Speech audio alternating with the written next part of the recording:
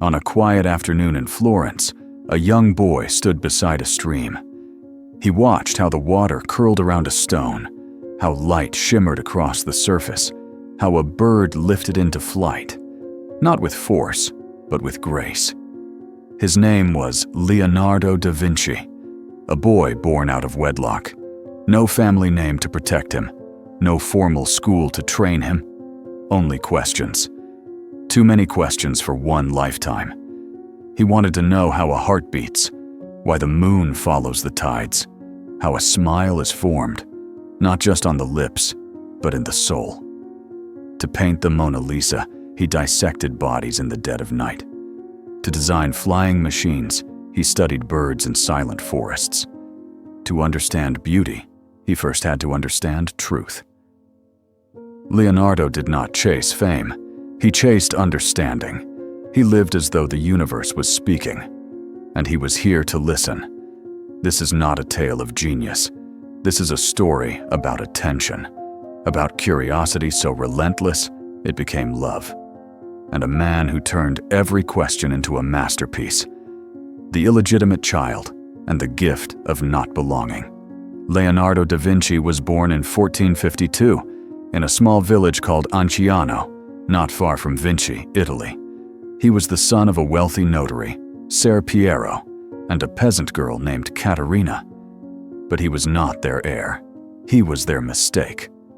Born out of wedlock, Leonardo had no legal surname, no path into the family profession, no seat at the table of classical education. But what he was denied by society, he was granted by the universe: freedom. No Latin school to confine his thinking, no rigid curriculum to crush his wonder, no lineage to follow. So he forged his own. While other boys memorized ancient texts, Leonardo wandered the hills and rivers. He sketched shadows, collected insects, watched birds take off and vanish into sky. He did not quote Plato or Aristotle. He drew what he saw. He trusted his eyes more than any book. When critics mocked his lack of formal learning, Leonardo replied, "Foolish folk. Though I cannot quote from authors as they do, I shall rely on a far more worthy thing, on experience." And what an experience he made of the world. The bark of a tree, the flight of a dragonfly, the curve of a woman's hand in stillness. He noticed it all. His illegitimacy could have been a chain, but it became a compass, pointing him toward a different kind of wisdom. One not found in the walls of a university, but in the folds of a leaf, the breath of a storm, and the silence between two notes. The silent apprentice who surpassed his master. At the age of 14, Leonardo's father took him to Florence, the beating heart of Renaissance art. And there, inside a bustling workshop filled with brushes, chisels, and the scent of wet clay, Leonardo became an apprentice to Andrea del Verrocchio, a respected artist of the time. In this studio, Leonardo didn't speak much. He observed. He watched how Verrocchio carved the veins of David's arms, how pigments were ground into dust, how light touched marble like skin. But when he did paint, he left a trace of magic. One day, Verrocchio was working on a painting, The Baptism of Christ. He asked Leonardo to paint one of the angels on the side, just a small contribution. What happened next became legend. Verrocchio's angel stood stiff, noble, exact. Leonardo's angel, gentle, alive, glowing with something unseen, tilted its head with breath. The colors melted softly into each other. The contours dissolved like smoke. It was a technique no one had named yet. Sfumato, like smoke, a future signature of Leonardo's genius. It said that when Verrocchio saw what his pupil had done, he put down his brush and never painted again. But Leonardo didn't gloat. He didn't claim the spotlight. He simply kept learning. He painted shimmering fish in Tobias and the Angel, a prancing dog so full of movement, it felt ready to leap from the canvas. Every line he drew whispered of life. Soon, his skill outgrew the studio. By 25, Leonardo opened his own workshop. And yet, many commissions remained unfinished. Not because he lacked discipline, but because he was chasing something deeper than deadlines. He wasn't painting for clients, he was painting for truth. In a world rushing toward results, Leonardo moved slowly, methodically, deliberately, because to him, every detail, every gesture, every shadow was sacred. His art wasn't about beauty, it was about understanding. And through understanding, wonder. When art wasn't enough, dissecting the world to understand the soul. For most artists, painting the surface is enough. But for Leonardo da Vinci, the surface was only the beginning. He wanted to know what made a gesture real, what made an eye glisten, what made a smile move. And so, while others painted from imagination, Leonardo went to the morgue. In the stillness of night, with crude tools and trembling candlelight, he cut open the human body. Layer by layer, he studied nerves, muscles, tendons, not out of morbidity, but out of reverence. To draw life, he had to walk through death. He dissected around 30 corpses, filling thousands of pages with notes and sketches. His drawings weren't just artistic, they were anatomical revelations. He was the first to accurately depict the frontal sinuses. He mapped the chambers of the heart. He observed how blood swirled through the aorta, and how that swirling helped the valves close. A truth medical science wouldn't confirm for centuries. In his notebook, beside a delicately sketched human skull, he wrote, "There is nothing in nature without a cause. Understand the cause, and you will have no need of the experience." But Leonardo's curiosity didn't stop at flesh. He watched how water curled in rivers, how wind pushed through valleys, how birds caught invisible currents in midair. He studied the flight of hawks, herons, and sparrows, drawing their wings mid-beat, calculating the angles, imagining how humans, too, might one day rise into the sky. His notebooks are filled with visions, a helicopter centuries before its time, a flying machine with flapping wings, mechanical lions, gears, bridges, cannons, and even fantastical flood control systems to protect cities from nature's wrath. But he wasn't inventing for profit. He wasn't even inventing for praise. He was trying to answer the same question over and over again. How does this world work? And what is my place in it? That's why Leonardo couldn't finish many of his paintings, because his mind wouldn't stay still. One mystery always led to another. And when you live not for applause, but for understanding, you are never really finished. The unfinished life, failure, wandering, and the beauty of incompletion. By the time he was in his 30s, Leonardo da Vinci had opened his own studio. He had patrons, he had talent. And yet, he left many of his works unfinished. Some called him distracted, others called him unreliable. But perhaps Leonardo simply understood something the world still forgets, that not everything sacred can be completed on command. One of his most ambitious commissions was to sculpt a massive bronze horse, a monument over 23 feet tall, to honor the Duke of Milan's father. Leonardo studied horses obsessively, sketching their muscles, their motion, their spirit. He built a full-sized clay model.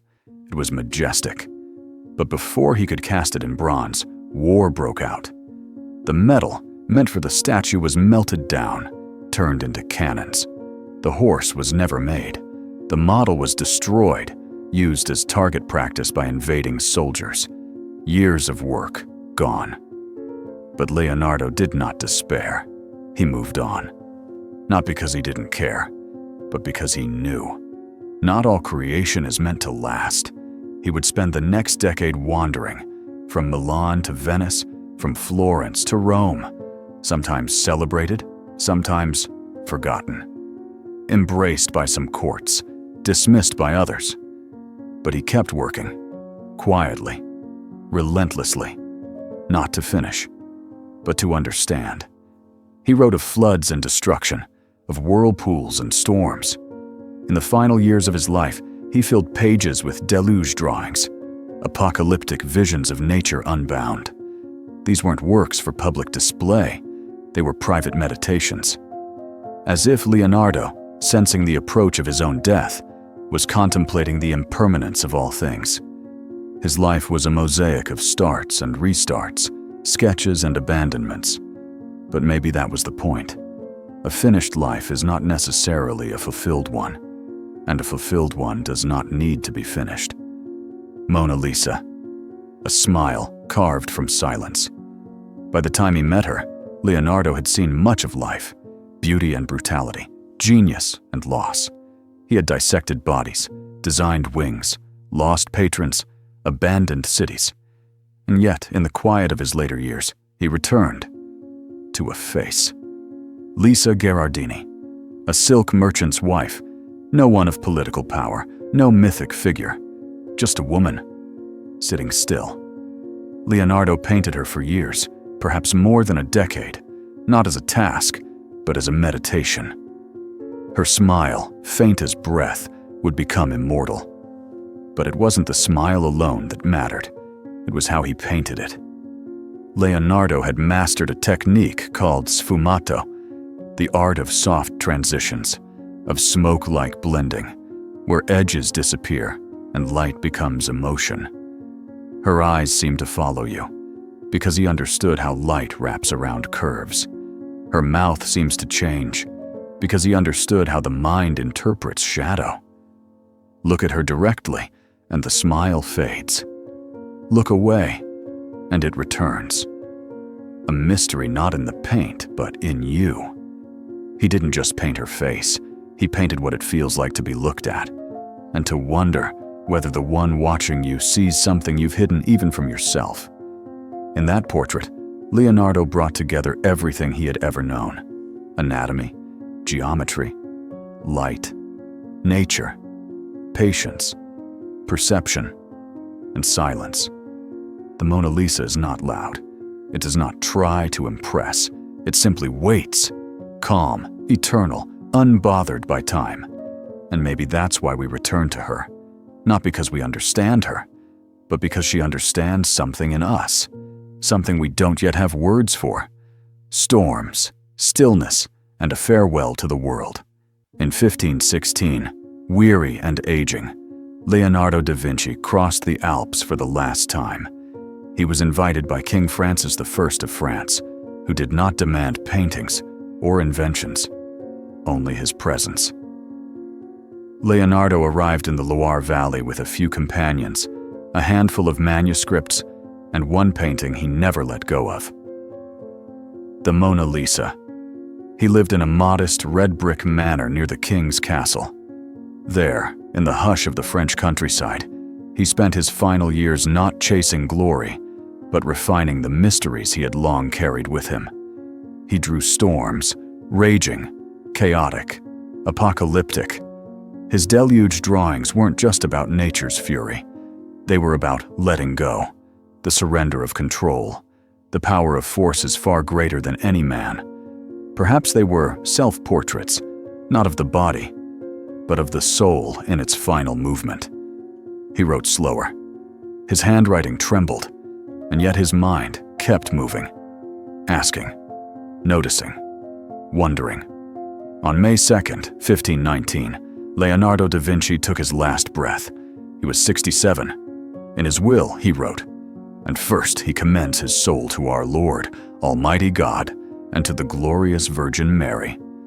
A man who had never bound himself to religion now bowed, quietly, to something beyond explanation.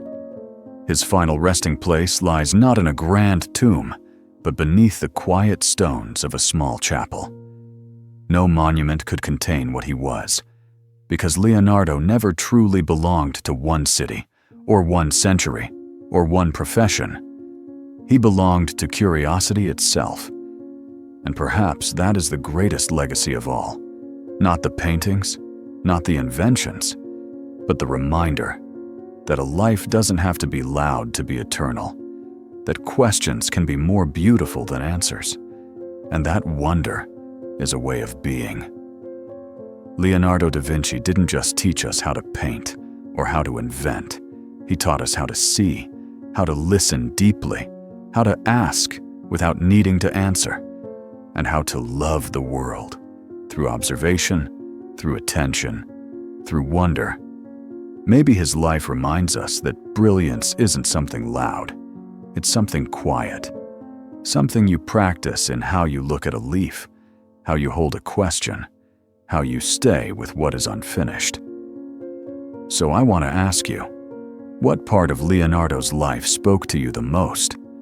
Was it his relentless curiosity, his ability to begin again, his unfinished works, or the silence behind that famous smile?